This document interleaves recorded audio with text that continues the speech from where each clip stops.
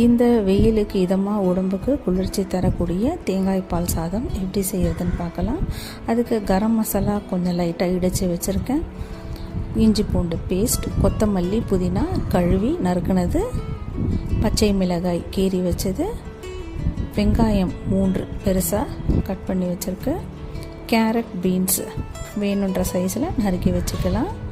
அரிசி 3 டம்ளர், அதில் 2 டம்ளர் போட்டு ஊற வச்சுருக்கு. 2.5 டம்ளர் அளவுக்கு தேங்காய் பால்.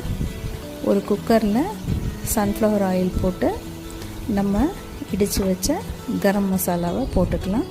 வாசனைக்கு 1 ஸ்பூன் நெய் போட்டுக்கலாம், நல்ல வாசனையாக இருக்கும். இப்போது கரம் மசாலா போட்டுடலாம். அதுக்கப்புறம் நம்ம அரிஞ்சு வச்ச வெங்காயத்தை போட்டுடலாம்.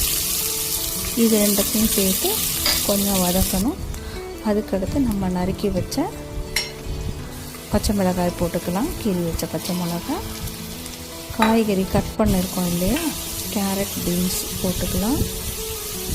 இஞ்சி பூண்டு பேஸ்ட் போட்டு கொஞ்சம் நல்லா வதக்கிக்கலாம்.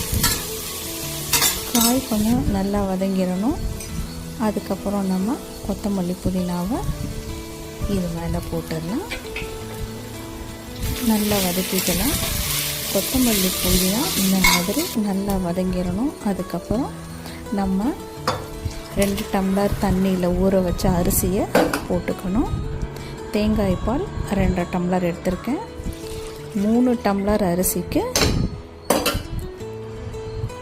4.5 டம்ளர் தேங்காய் பால். தேவையான அளவு உப்பு போட்டு ஒரு சவுண்டு குக்கரில் 1 விசில் வரவும் ஆஃப் பண்ணிவிட்டு,